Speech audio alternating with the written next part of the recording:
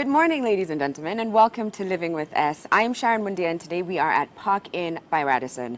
Today's conversation is about Form Nigani, which is a space that was created for the youth to be able to express the ideas on contraception. I have got two incredible women with me today. I wish you could be here and just feel this kind of energy. It really is just power and grace and resolution. That's what I'm getting from the both of you. I have got Shefa Okore, who's been on the show before. She is an Afro-political feminist, vocal about social justice, human rights, feminism, and gender-based violence. She's also a head wrap queen. She's also a woman building an army, an army of women who embrace their power. And as someone who just looks up to her, I'm in awe that we get to have you again. And then right next to her, we have got Katindi Sivi Njonjo, who's a policy analyst and a leading Kenyan futures expert, one of only 6 women who hold that title and are in her field in Africa. Thank you for having me. Wow. I love these kinds of shows. I love to have this kind of conversation.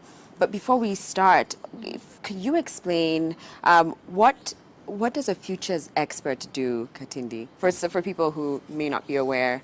All right, so it's not palm reading. It is really about thinking about the future using data and then looking back and asking ourselves what could happen in the future and how should we be strategizing in the present. Okay. So that is really about it. Futuring is about just exploring what might be happening now and what might happen in the future. And so, but where do you get direction? How do you start to even form ideas of what the future might hold? So you have data, things that you're observing every day, and sometimes because you're consciously looking, you're able to make sense out of the things that are happening around you. Of course, data gives you trends and it enables you to analyze that future. Okay. And so how did you come about to Form Nigani? How did this come about? So Form Nigani was looking for someone to think about contraception from a futures perspective. And so I think they were searching and they say they found me online because they wanted a Kenyan futurist. And so since I'm perhaps the only one doing that in Kenya right now, at least formally, they found me online. Kenyan futurist. Wow, what? That's insane. I mean, I still have so many questions about your career, but tell me, and again, because I find it so fascinating that you've got, like, you have to have your, finger in almost every aspect, everything that's happening, including, I imagine, not just politics and economics, but even entertainment, cultural shifts. You're kind of watching. Yeah, and because the world doesn't, precisely what you say is that the world doesn't work in silos. Yeah. And if you think about it, the way we've organized, the way we talk about things is in silos. So you talk about health as if health exists on its own. But if you think about it, everything is interconnected. And so you're right. You have to put your finger on everything to be able to make sense out of what that might mean for us in the future. So something interesting that I came across last night as I was doing some analysis is this contraception issue. When policymakers, for example, talk about it, they talk about it from the point of view of health, sex, abortion. But if you think about it, it has everything to do with agriculture, food security, because the number of people out of not having contraception and decisions people are making without thinking about it because it's at the spur of the moment actually has a future implication on whether we shall have food access or not. So yes, you're right. It's all interconnected. Yes, it's all interconnected. And in futures thinking, we say everything is a system. Yeah. So you have to unpack the system for you to understand the underlying issues and for you to be able to make sense and do strategy around it. Okay. Yeah. Shefa, how did you hear about Form Nigani and what role do you play in this campaign? So Form Nigani has been a story at the back of my mind that I was involved with. I think the first campaign. So a friend of mine reached out and said, hey, there's this thing we're doing called Form Nigani. And I was like, what does that mean? Right? So he said, come to my office. We have exciting people. We are talking about young people. You love young people. We're talking about women. You love women. You're talking about contraception. You love contraception. So just come. Right? Yeah. So it's just 3 things. So I went to discuss it. And I found it so fascinating that for the first time, you're actually having the people who are struggling with the access to contraception, struggling with sex education, struggling with even finding policymakers who understand that sex ed needs to be in the curriculum. system having power to have that conversation. So I found it something fascinating, and I said, no, I'm going to be part of this conversation. So this time around, a lovely friend of mine, and I think I have great friends who just always involve me in great conversations, said, please, we're doing another Form Nigani session. Would you want to be part of it and just share experiences, share what you know, because you work in very intersectional spaces, right? And you get to engage all of these questions and dynamics and concerns about where are we going as a society, as young women, as adults who don't have the ability to talk about our bodies, right? And because it pretty much starts from there. And nobody talks about contraception from a place of it's actual medicine. It's not just meant to plan a family. There are people who need contraceptive medicine to deal with their health issues. So people with endometriosis need contraceptive medication, right?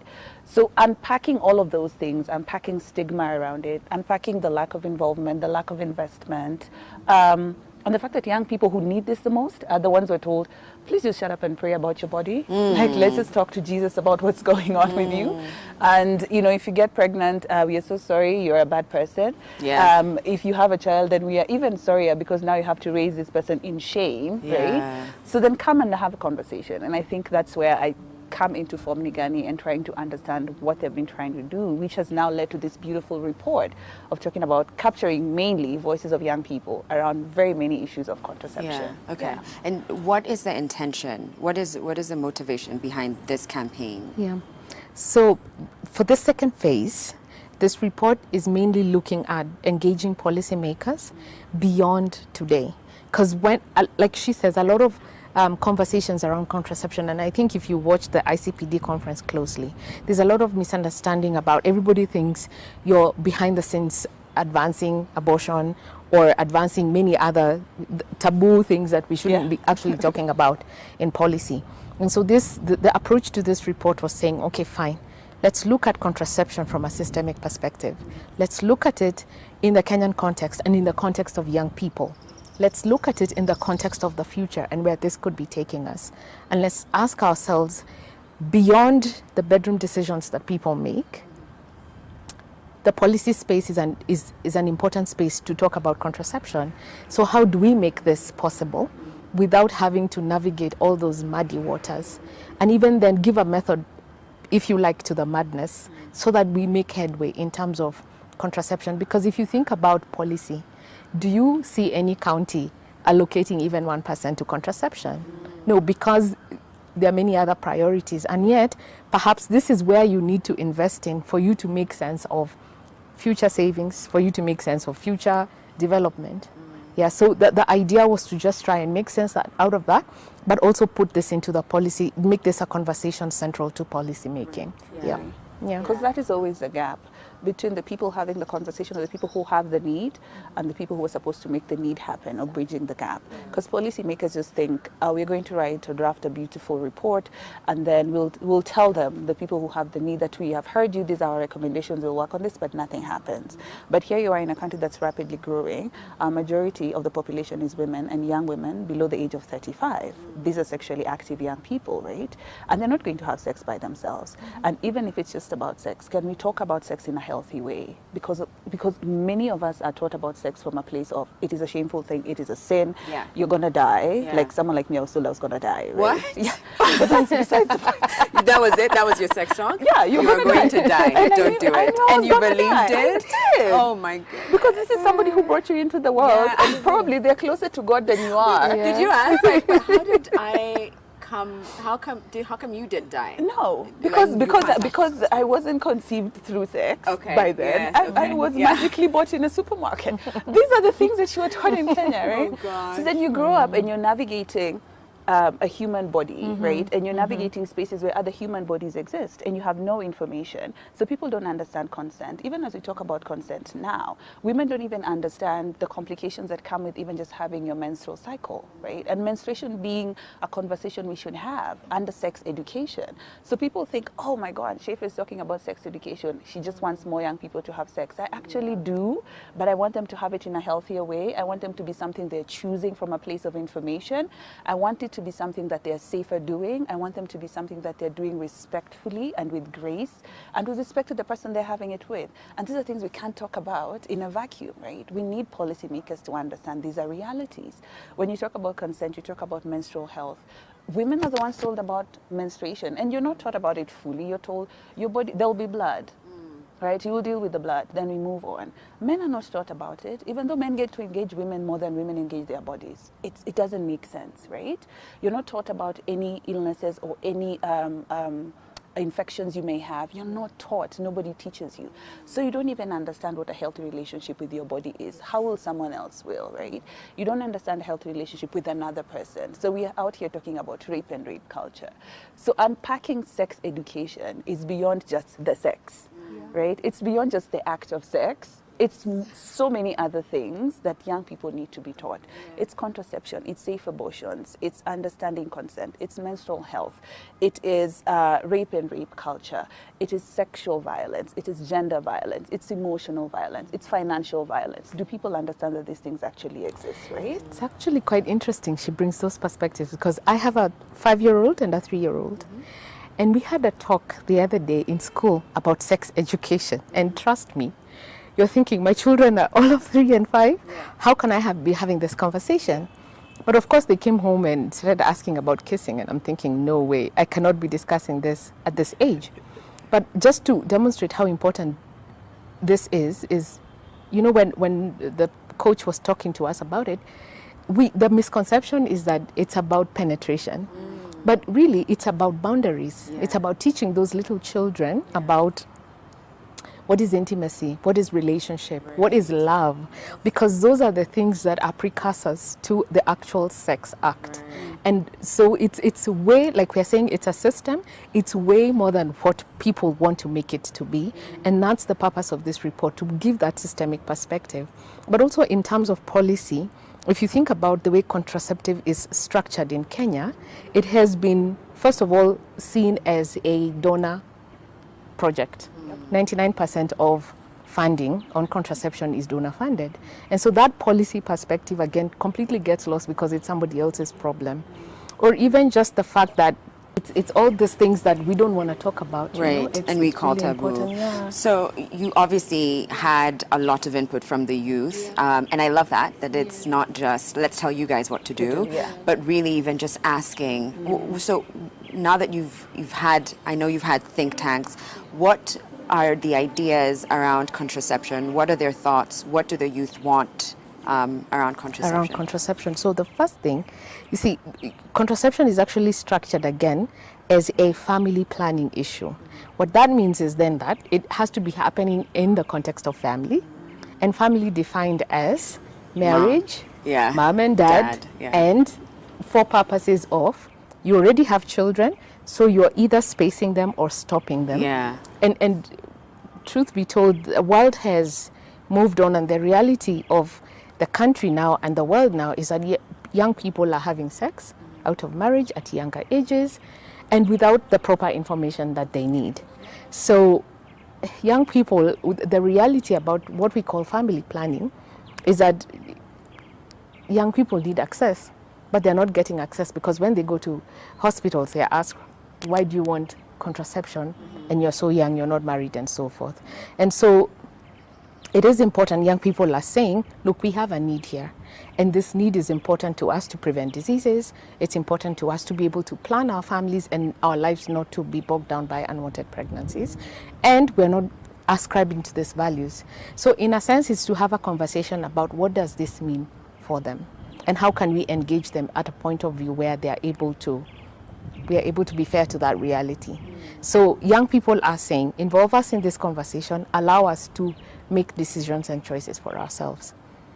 My point as a policy maker is not to make those value judgments for anybody. It's to come and say what is realistic in this country. Because when you're getting, for example, 1 million plus people born, and about 30 to 50% of those are what a friend of mine calls an oops situation, right? Or a wololo situation. How then, and yet, that affects policy, it affects individuals, it affects really all facets of society. Right. How do we deal with that? And how do we make this conversation more than mistakes? And because this mistake of this 50, maybe however many hundreds young people that we are adding on, or children we are adding on, is more schools, is more food, is more hospitals. So rather than deal with those mistakes? How do we have a conversation that enables us to make choices that empower us to deal with those issues? Yeah. Okay. Well, we've got to take a break, but we'll be back in just a moment. Don't go anywhere. Welcome back, everybody. We are at Park Inn by Radisson, and today's conversation is around Form Nigani, which is a space that allows young people to have conversation and to put their ideas forward around contraception. Now, before the break, also, we've got Shefa and Katindi. And before the break, Katindi, you were explaining what the youth are, what their ideas and concerns are, and that is they just want to have the access to contraception. But sometimes when they go to some of these spaces, it's like, what business do you have even asking for any kind of contraception? Do you think that there is an age at which you should probably then be like, you are a 9-year-old child coming into this establishment? How do parents and society also sort of be present for their children, so they're not just saying, yeah, you get contraceptives, you're fine, as long as you're not just having babies, it's okay. But do you think that that's a conversation that ought to be had alongside contraception? Absolutely, Yeah. absolutely. When it's age appropriate, it means whatever you'll tell a 4-year-old about parts of their bodies will be slightly different from what you're telling an 8-year-old, a 12-year-old, a 14, 18, 19, right? And as we go forward, we need parents to be open about sex is not the end of their children's lives, and being that they are normal, because it's a normal thing. And I think that's what we want to start having the conversation from, right? From a place of, this is an actual normal thing. Everybody has done this once in their life or a couple of times in their life, but this is how we want to do it better or differently and for you. So having parents actively involved in these conversations is so important, because you don't protect your child in silence, you don't protect them with disinformation. Or shame. Right? Yeah. Or shame, Yeah. you don't. Because what that means is they'll grow up, and we are human beings, we're curious people. You start asking people who don't have information, people who are told you're going to die like me, and all I have for you is you're going to die, and maybe your parent or your mom said or your dad said, oh well, if you even look at a boy, this is going to happen. So we are all in this space, we are misinforming each other, but we are still pursuing this one particular thing because we've been told, don't do that, don't touch that. It doesn't help anyone. So we do need age-appropriate sex education. And with that, we also need people, and the people who are going to teach us, the people who are going to share this information, have to understand the context within they're sharing this information. So you find like an adult or a teenager or like a toddler in like an urban setting has more to struggle with, or has less struggles to encounter than somebody who's in the village where somebody's still telling them, your body is a holy place of this and that, and so there's context that also has to be, that partners with the content, right? So then it goes home and you don't feel like, wow, I've just been taught the most disgusting things about myself, but still, I guess I'm just going to have to take that. I think that's very important, because when you look at the opposite, what's happening?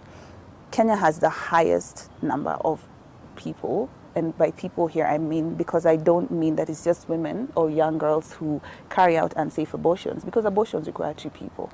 The person who got you pregnant, and the person carrying the baby or the fetus. So we have the highest rate of unsafe abortions. We have more girls dying of unsafe abortions every day. And when you talk about abortion, people assume that it's not happening in marriages. Alas, it is, right? Because the right to body autonomy and the right to choose to be a parent or to carry a baby in your body has to still be a woman's right. And those are conversations that we have to talk about when you talk about safe abortions. Where are the boundaries? Even unpacking the role of religion, where you're told, oh, Jesus will not forgive me if this is happening. But then Jesus wants you to choose. So then unpacking the role of religion in inhibiting contraceptive access, even the conversation itself, right? Unpacking the role of culture, unpacking the role of even all these beliefs that we have. And then our policy space that completely feels like a woman or a boy under the age of 18 or above the age of 18 still cannot have certain decisions made. Like if you don't have children, so if you're a child woman like myself, you can't have your tubes tied. And the question is why? Every doctor you go to will tell you, oh, sorry, Shefa, one day you'll change your mind, or, this is a permanent procedure. But I am a full-grown human being who can make a decision over my body. You're saying you can't have your tube? You can't have it. Like legally, or what do you mean? You can't have it legally. You can't have it legally? You can't have it. If you've not... You cannot. Wait a second, sorry. I'm not trying to... If you've not had a child, Yes. they will not do it. They But if will you've not had do a it. child, they will. And they will ask you how many children. If it's below 2, it's still a gamble. Of, But if you can get married, you know, you want kids, you change your mind. But if I choose to, That's the thing, that understanding that you can choose, but it's still not recognized legally as this choice. Really I did is not know that. It's a huge conversation. Wow. There's a friend who has 2 kids, and she's like, I'm done having children. You know, this is the end of this journey. I just want to live the rest of my life free and happy and do whatever I want to do with myself. And she's so, no, but you need to have like 3 or 4. I mean, you're a young girl. You're still fertile. And it's a whole mess. And that is usually from medical practitioners who are more male, right? Mostly male, because they also understand the role of patriarchy in how we practice medicine, and even how women are taught about their bodies, and the fact that your body still doesn't belong to you, even though I am a doctor, but I still believe this one is mine, right? So those are things that we have to unpack as we're talking about these things. And something interesting that happened is Denmark, because Kenya loves to refer to in the West. So now in the West, Denmark is one of those countries that has the lowest rate of teen pregnancies and abortions. And what they did are 2 things: access to contraception and sex education. Nothing else. I think I read about Nothing that. else. And, Yeah. and the sex education conversations are not from a point of shaming or separating that. Because I think here what happens is girls, as they're growing up, you're taught you can get your period, and this is and you might get pregnant, and your breasts might change. Yeah. Boys, as you're growing up and going through adolescence, you might voice have will wet break. dreams. Yes. And so they're taught about their sexuality in a way that it's like boys will do that. But girls don't, that's shameful, don't do it. You'll bring shame onto your family, as if we're not allowed to be sexual that's the beings. And that culture. skews how then we interact with men. Exactly. And that ultimately. affirms rape culture. Yeah. Because eventually you will say boys will be boys. And what does that mean? Exactly. And then you've already taught me as a young girl to be blamed for my, the things that happened to me. Because you've told me I'm responsible for my behavior and the person who behaves, right? So then they will never take accountability for their actions because they will be boys. You see what I mean? So then it's a conversation that has to continue and has to start from a young space, and it has to go into the policy spaces. You said something before that I want to touch on, and that is age 18. And I think it's now 2 months ago, maybe 3 months, where a judge suggested that perhaps we should lower that age to 16. Oh, nonsense. What was that? So I wanted to hear your thoughts, but already Schaefer is like, I have something to say about that. So what are your thoughts around, Don't mind me. what are your honest thoughts around that conversation, lowering that consensual age? I want to hear you. No, I said under your breath. Okay, so first I think it's total rubbish, right? Because even understanding that a girl who is 16-year-old is still a girl and is still a child.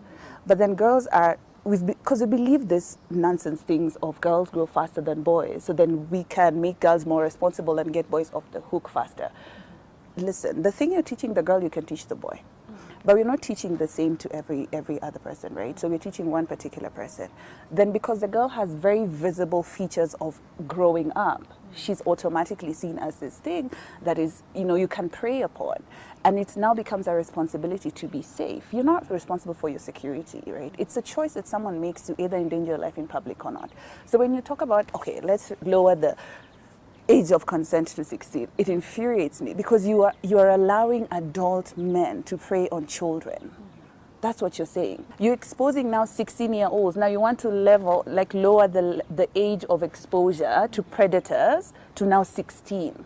So now 16-year-old has to walk into the world figuring out how to say no to every other adult man who can just say, but you're a child. What about, actually, let me hear your thoughts on that. Yeah, I mean, I'm all for what she's saying. That first of all, for me, when we concentrate on the legalization part, we totally remove this issue of we try and objectify this issue of consent and sex. And remember what I said. My 5 and 3-year-old came home smiling and asking me, telling me I have a boyfriend, and of course you panic, then you realize it's just a boy who's a friend, and that conversation has to start there, and I have to empower them to really understand their bodies or the life or the community and the society they're living in.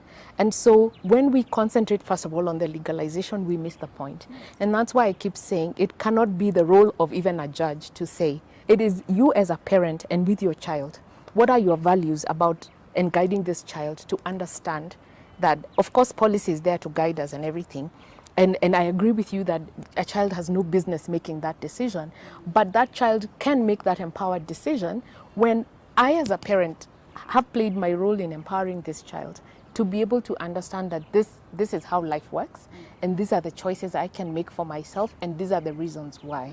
So that by the time you're getting there, a judge has no business even emphasizing that we can lower that, because the children we have are already empowered to make that decision, and they know as long as I'm at this age, I have no business even engaging in Right, such things, yeah. right? And I think the context in which the judge was trying to lower that age also plays a big role. I think it was an older man. There was an older man and a younger girl. And I'm going to throw a spanner in the works before I even give my 2 cents on this topic. But what about, and you mentioned the West. I think it's in the UK where the legal age might be 16. I think the US might even be younger. So one, that's my first thought, like, what do you think about that? And the second thing, as you were speaking, I just was wondering, do you think that if the legal age was lowered, that there'd be more people in these establishments who are like, oh, well, she's 16, she can't, it's easier for you to come and like have this conversation? Or do you think there would still be stigma, like, no, you're still a child, even though legally you are allowed, we still don't think that this is I think right? first of all, there are so many assumptions we are making that there's even sanity when this adult is asking a 16-year-old to have sex. And we all know that life, I mean, some of the people walking around aren't exactly people who are even rational or even sane. Right, but can I also say, and I'm going to throw another spanner here, but we're assuming that 16-year-olds are having sex with 30-year-olds. It could be, and it is, that a good number of them are just experimenting and exploring this with each other. I think there's also a lot of predators who would just be like, ha ha ha. In that case, if I was messing with a 13-year-old, it's not that big an age difference, you know? There was a case actually of a 17-year-old, because they were all underage. So if the official age is 18, it's a 17-year-old boy and a 16-year or 15-year-old girl.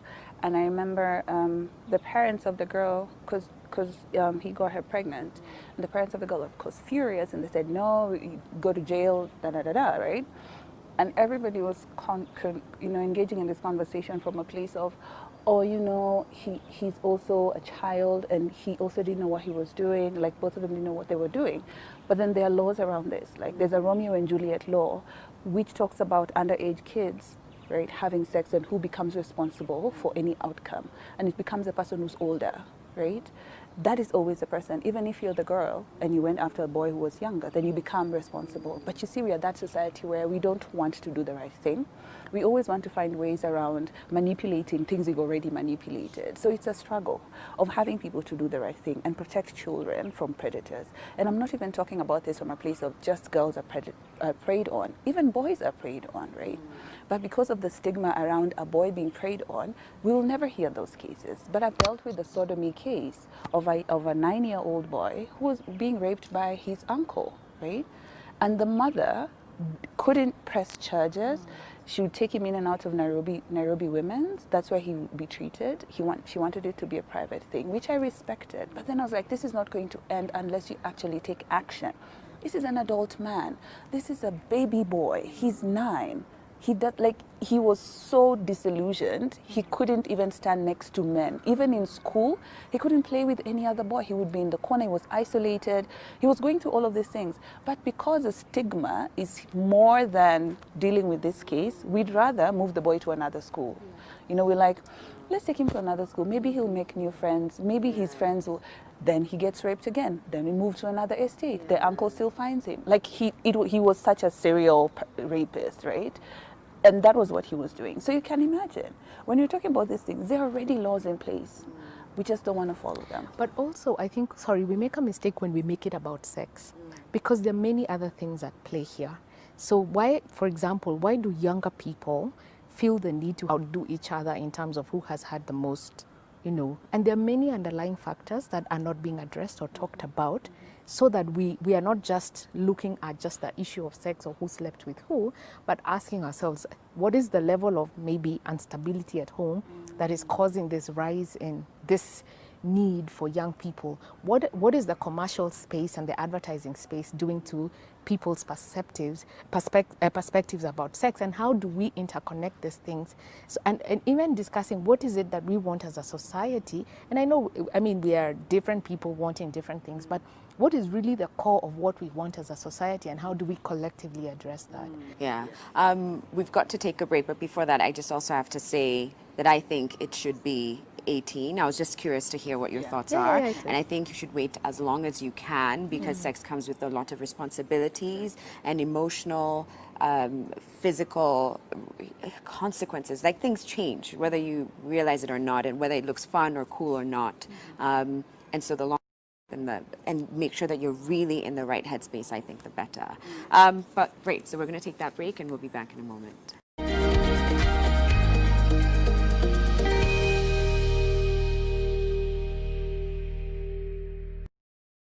Welcome back, everybody. I've got Shefa and Katindi, and now I'd like us to talk a little bit more about the report. Katindi, would you be able to share with us what are I know there's a number of drivers that will determine where contraception, you know, where it ends up in 2030. But can you name or share one or two? All right. So when we talk about drivers, we're really thinking about, when you think about contraceptives, what are the things that are going to influence the direction that takes? So one of them we discussed was global influences. So perhaps if you think about donor funding, for example, and the fact that in Kenya, 99% of funding on contraception comes from donors, what if they get other priorities? You know, like a tsunami happens somewhere and so forth. What then happens when funding goes down? How will it affect access to contraception, given that young people are already disadvantaged?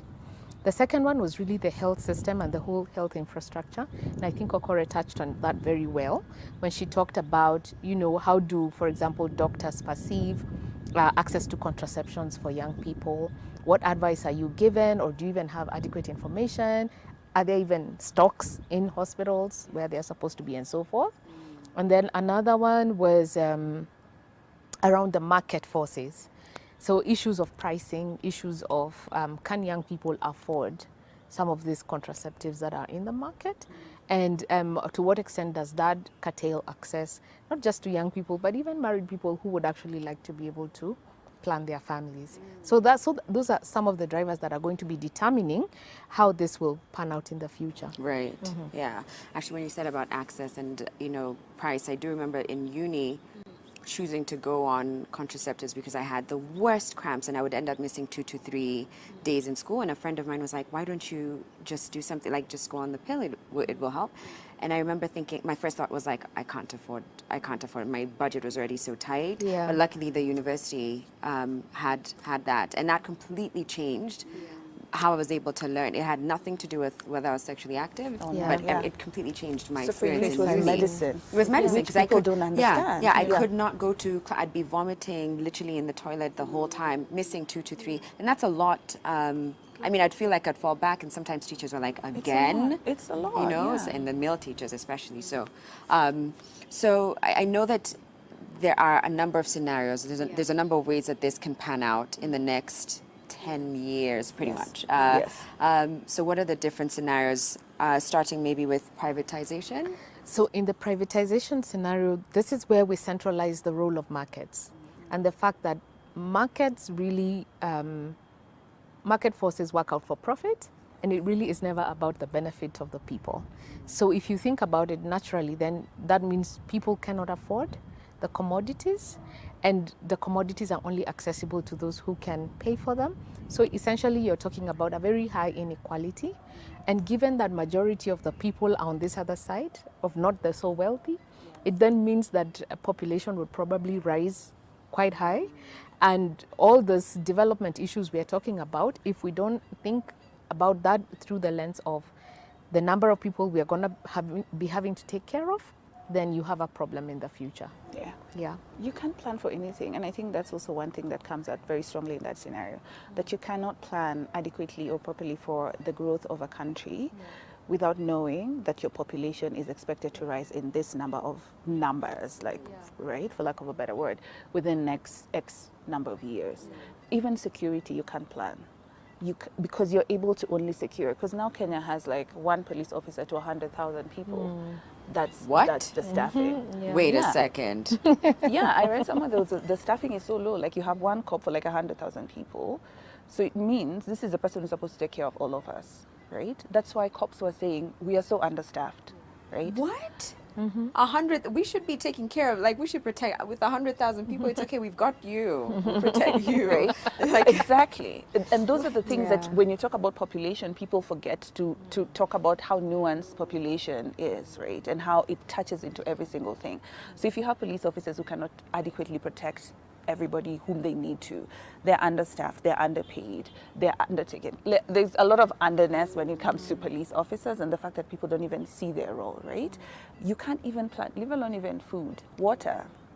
Nairobi struggles with water. I mean, we live in estates where we know water is being rationed, but it's because we are growing at a rate in which we are able to sustain.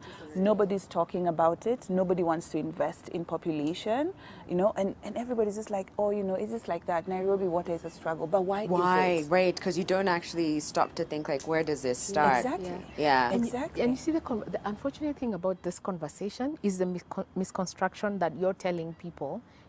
So if you think about one of the scenarios, which is the conservative scenario, people misunderstand That's this the second conversation. scenario. Yeah, that's Yeah, the second okay. one. People misunderstand this conversation to mean, oh, now the West wants to control our population.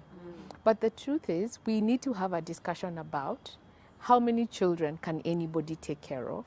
And when you have a child, are you ready to take care of that child? And if then you are not, you have no business. But the reality is young people will still have careless sex, maybe out of influence or peer pressure and so forth.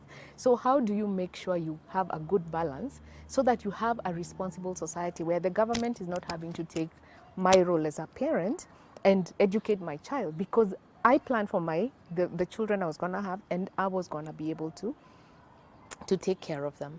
So the conservative scenario is really pushing people to get out of this idea of not wanting to have a holistic discussion about what are we really talking about. And it is a scenario that is cautioning against, let's not misinterpret issues, let's not be so drawn into our moralistic value judgments that we are not making sense of, we are not being rational about the things that could happen. The reality. And that doesn't mean we are negating the role of religion or the role of values. We're just saying, can we have a conversation about what is the rational thing to do, so that we protect people and we have a space where everything is going on the way it's supposed to be. Yeah. What about the top-down approach? The top-down approach, which is more like where the scenario talks about where there is a lot of external influence, and so basically, I mean, he who pays the piper really calls the tune. And so to what extent can we fund our own contraception or family planning agenda so that we are not going on with somebody else's agenda? And I mean, truth be told, these people have their own values, maybe that we don't subscribe to and so forth. And so in that scenario, we are really cautioning about, can we prioritize that issue for ourselves as Kenyans and as Africans? And then so that we are not we get out of that space where we feel like somebody else is telling us what to do, so to speak, like legalize whatever. Yeah. Other things that we don't want to legalize. Yeah. But the last scenario, what if we just have an internal conversation about what is it as Kenyans we want? These are the young people we have. What do they want? Understanding them, understanding their trends, understanding their needs, and then being able to fashion policy according to that, to empower them, so that there is a concerted effort from all quarters to be able to get the right mix, meaning that development then will be able to allocate the right resources, young people will be able to get access to the information they want or to the contraceptives they need, and together, working together, you're able to come to a consensus where you get really the right mix and the right type of development you need in this sector. Yeah. Shefa, I know that you speak to a lot of women and young girls around these conversations and just like, you know, contraception specifically. Do you also have the conversations with boys, with men, or what kind of feedback have you gotten? Do you feel like this is an area of interest to them, that they see that they have a role to play at all, or what? What's your opinion there? So a couple of things. One, the men I talk to are just now knowing, and they're just now knowing because they're in either a relationship or they're in a marriage, that they have a role to play when it comes to contraception. But earlier on, when they were just like a free bird in the world doing what birds do in the world, they thought, no, this is something that has already been outsourced to the female. So my role is just to make sure that she's doing what she needs to do for all of us, right? So that's the first thing. Two, yes, I do talk to men, and I talk to very few men, because also finding men who are willing to be open about these kinds of conversations is also not easy, right? And you know, for the thing of, you don't want to make someone feel like you're asking them to do things. My father didn't do that. My uncles are not doing that. My dad didn't do that. Why are you asking me to do that, right?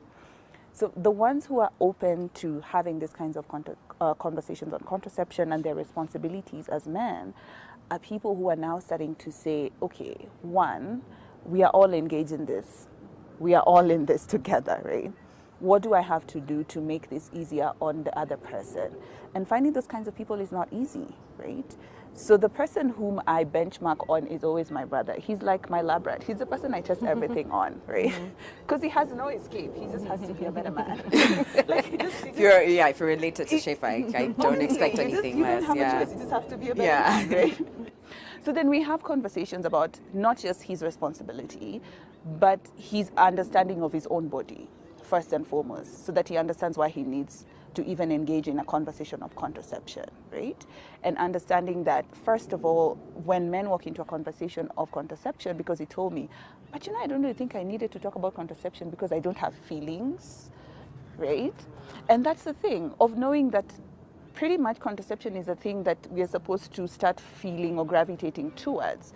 It's not an off the bat responsibility thing like you and I would probably be like, yeah, we're getting on a coil real quick. No, they're like, but this is not, right? So even unpacking that and knowing that they're raised differently. It's, you know, sometimes you look at him like, how are you my brother? But it's okay. I'm sure what's his name? We cannot say. Oh, we can't say. Okay. But I'm sure wherever he is now, he's just a lot more enlightened. He is, and that's my constant prayer, that he becomes the person who now takes this conversation to spaces where men are, because it's easier for men to have conversations about very deep personal things with men other than with women, which I respect and I understand. It should change, yes, but I am happy if the conversations are happening within those spaces, and they're honest conversations, and the conversations that are based on humanizing everybody in this discourse. So even as we talk about population, it's understanding it takes two people to create the next population. So then how do we all become responsible, right? And then not seeming like, so the last thing is not seeming like we now want to seem as if, oh, we just discovered everything should be like a man's responsibility. Yeah, a lot of it has to be, because we've been doing much of it and we've been carrying the world literally on our shoulders, and we kind of need to also rest. So then finding people who are up to the task. There are very many talkers, there are very few doers, right? Because doing means you have to change your habits, your character, your morals, what you believe in, what you've seen growing up. And so many people are not comfortable, especially men, because it's just like, but this is how I grew up. This is what I saw happening. You know, what will it make me? Will I be less of a person? Will I be socially, castigated or thrown into like the social jail for asking my male friends, do you walk around with a condom? Because you are assuming that your girlfriend or your partner or whoever you're with is on a pill. Is on the pill, right? So because it's their yeah. And if they tell you the consequences of having the pill, do you think, oh wait, no, you don't have to go through this. I can actually do this for you. Do you have those types of conversations, right? Yeah. But also as we engage men, I think we also have to come back to that cultural conversation. Again, looking at this issue from a very broad perspective. You know, men are enculturated to feel like they have to sow their oats, if you may, and go plant seeds everywhere. So if you're not then now telling this person who has been socialized that way to think about control, to think about protecting somebody else, yet the messaging they got from early on was, oh, please Go into the world. go ye into the world Multiply. and multiply and fill the earth. Yeah. So it's really sort of like a re-education of this person to think about you as a human being and not a reproductive machine. Right. And unless it starts from there, what she's talking about, control, protection, will never happen. Again, it has to come. There's a lot of interconnections that have to be made, a lot of really redefining things and really starting from very far. Because again, when we have the contraceptive discussion, it is always about the condom. It is never about what are the values behind that? What even is your motive as you go into the sexual world and you go out on a rampage? And that has to be addressed, because unless that person who's engaging has that understanding, do you know what they're going to be doing to women? You know? Yeah. Wow. Ladies, thank you. This was so lovely. Shaifa, it's always such a pleasure. Thank you really, for having truly. me. And continue. I've never met a futurist before. Here you one of are. only You have 6 one.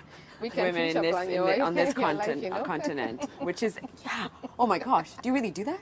Take all her data. It's like, this is great. What does that mean? Will you like map out everything? Relationships, financial, know, like what are the security, connections in your everything. Can you life? just map it out for me, please? Thank you. And thank you for watching. I hope you enjoyed today's show. If you want to be a part of this conversation, it's the hashtag, right? #FormNigani. That's it. Hashtag Twitter is where you have the most, you're making the most noise, I imagine. Yeah. Twitter. All right, thanks for watching, everybody, and thank you to Parkin by Radisson. We'll be back here tomorrow, same time, same place. For now, enjoy the rest of your day and everything that NTV has to offer. Bye, everybody.